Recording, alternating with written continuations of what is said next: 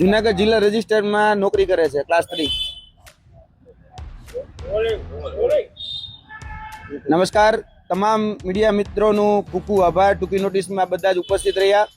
ખાસ કરીને આજે એક એવા કૌભાંડને ઉજાગર કરવું છે કે જેને જાણીને સમગ્ર ગુજરાત ચોંકી ઉઠશે।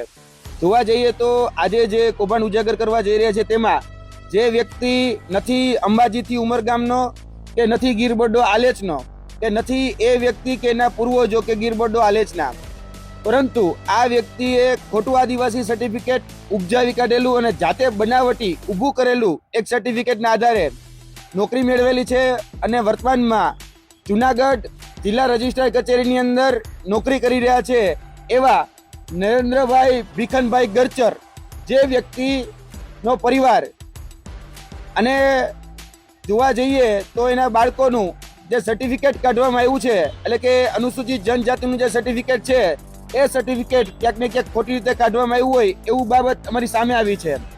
હકીકતે જોવા જઈએ તો જે 1977ની સાલનું જે એસટી પ્રમાણપત્ર કાઢવામાં આવ્યું છે અને જેમાં સંદર્ભ આપવામાં આવ્યો છે ફોરેસ્ટ વિભાગના દાખલાનો, જોવા જઈએ તો તમારી સામે આ બંને પ્રસ્તુત કરું છું કે આ છે એ અનુસૂચિત જનજાતિનું સર્ટિફિકેટ છે। હવે આનો જે સંદર્ભ આપવામાં આવ્યો છે એ રેન્જ ફોરેસ્ટર જામ જોધપુરનો સંદર્ભ આપવામાં આવેલો છે, તેના ઉપરથી આ સર્ટિફિકેટ કાઢવામાં આવ્યું છે। આ સર્ટિફિકેટનો જે આધાર મામલતદાર ભાણવડે જે કાઢ્યું છે એ મામલતદાર ભાણવડના જોઈ શકો છો તમે કે એના હસ્તાક્ષર અને આ જે હસ્તાક્ષર છે એ બંને એક જ વ્યક્તિના હસ્તાક્ષર છે। વાત બીજી કે અહીંયા જે સિક્કો મારવામાં આવ્યો છે રેન્જ ફોરેસ્ટર, અમે જ્યારે આ બાબતની ક્રોસ વેરીફાઈ કર્યું ત્યારે રેન્જ ફોરેસ્ટર નામની કોઈ પોસ્ટ આખા વન અને પર્યાવરણ વિભાગની અંદર ઉપલબ્ધ નથી, એટલે આ પોસ્ટનો ખોટો સિક્કો મારવામાં આવ્યો છે। ત્યારબાદ જે સાઇન કરવામાં આવેલી છે M.K. મીણા, એટલે કે રેન્જ ફોરેસ્ટર M.K. મીણાની સાઇન કરવામાં આવેલી છે, ત્યારે અમે તપાસ કરી કે ભાઈ જામજોધપુરની અંદર આવા કોઈ અધિકારી 1977માં કોઈ ઉપલબ્ધ હતા કે નહીં। આરટીઆઈ દ્વારા અમને જવાબ મળ્યો છે કે રેન્જ ફોરેસ્ટરમાં કે રેન્જ ફોરેસ્ટ ઓફિસરમાં M.K. મીણા નામના કોઈ અધિકારી એ ઉપલબ્ધ નહોતા, એટલે કે આ જે સાઇન છે એ સાઇન ખોટી કરવામાં આવેલી છે અને જેના આધારે આ દાખલો કાઢવામાં આવ્યો છે એ દાખલો પણ હસ્તલિખિત છે અને જે નિયત ફોર્મેટ હોય એ નિયત ફોર્મેટમાં પણ આ દાખલો કાઢવામાં આવેલ નથી। એક જ વ્યક્તિના હસ્તાક્ષર, જે ભાણવડ મામલતદાર અને રેન્જ ફોરેસ્ટ ઓફિસર ના બંનેના એક જ હસ્તાક્ષર, એક જ હસ્તલિખિત આ આધારે આ દાખલો કાઢવામાં આવેલો છે। જોવા જઈએ તો આદિજાતિ પ્રમાણપત્ર જે રેન્જ ફોરેસ્ટ ઓફિસરનો જે સંદર્ભ લેવામાં આવ્યો છે સંદર્ભ ખોટો છે અને આવી કોઈ પદ કે પદવી એ ઉપલબ્ધ નથી। M.K. મીણા નામના કોઈ અધિકારી એ ભાણવડની અંદર નોકરી કરતા નથી અને નિયત નમૂના પ્રમાણે, એટલે કે જે ફોર્મેટ હોય એ ફોર્મેટ પ્રમાણે આ સર્ટિફિકેટ કાઢેલું નથી, એટલે કે હસ્તલિખિત કાઢેલું છે પરંતુ એ પણ નિયત ફોર્મેટ પ્રમાણે છે નહીં। ત્યારબાદ જોવા જઈએ તો નરેન્દ્ર ભીખન ગરચર ના પૂજ્ય પિતાશ્રીનું નામ છે ભીખનભાઈ પૂજાભાઈ ગરચર, જેનો જન્મ 1936માં માંગરોળ તાલુકાના સીલ ગામમાં થયેલો છે અને આ સીલ ગામ ગીરબડ્ડો કે આલેચથી કરોડો જોવા જઈએ તો સેંકડો કિલોમીટર દૂર આવેલું ગામડું છે અને રેવન્યુ ગામડું છે। 1956માં જ્યારે રાષ્ટ્રપતિનું જાહેરનામું પ્રસિદ્ધ થયું 29 ઓક્ટોબરના રોજ, ત્યારે પણ આ જે વિસ્તાર જે છે એ વિસ્તાર નેસમાં નહોતો, એટલે કે નેસના આ વ્યક્તિનો જે સંદર્ભ આપવામાં આવેલો છે આ વ્યક્તિ એ નેસનો પણ નથી। બીજું કે આ વ્યક્તિ પણ નોકરી કરતો હતો, એટલે કે ભીખનભાઈ પૂજાભાઈ ગરચર એ સરકારી નોકરિયાત હતા।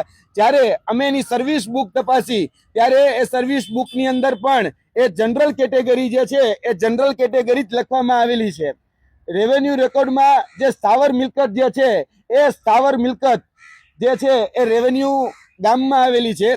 ત્યારબાદ 2006 નરેન્દ્રભાઈ ભીખનભાઈ ગરચરના પોતાના જે દીકરા અને પોતાના જે દીકરી એનું અરજી કરવામાં આવી માંગરોળ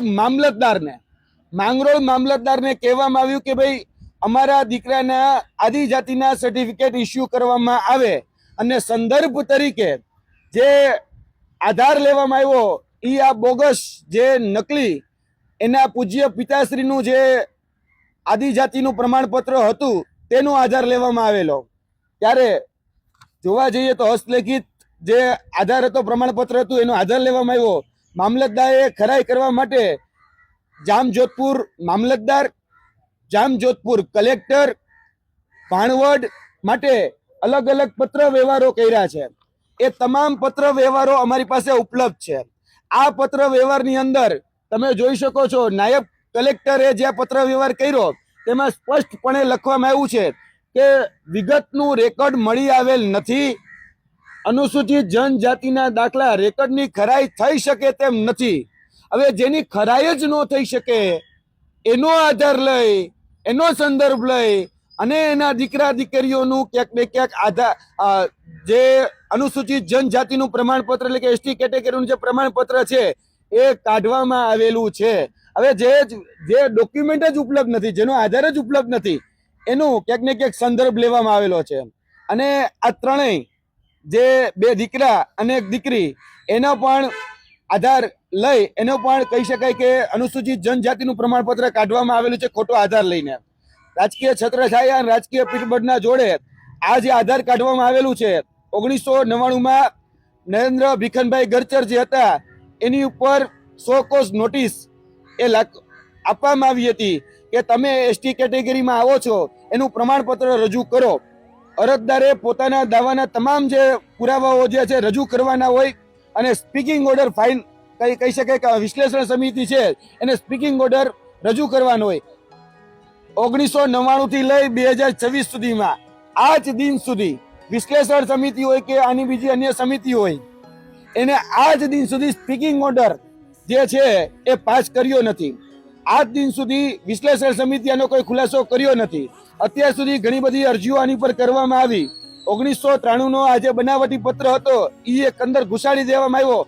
એ પણ ખોટી રીતે ઘુસાડી દેવામાં આવ્યો કારણ કે એનો સંદર્ભ અમે જ્યારે માંગ્યો કે ભાઈ આની અંદર જે મિનિટ્સ, આની અંદર જે વાત કરવામાં આવી છે એના રેકોર્ડ્સ, કે અધિકારીએ કઈ રીતે સાઇન કરી, એ બધા જ જ્યારે રેકોર્ડ માંગ્યા ત્યારે એનો કોઈ જ આધાર પુરાવો આમાં છે નહીં. એટલે અમે કહીએ છીએ કે આ જે દાખલો છે એ સંપૂર્ણ રીતે બનાવટી છે.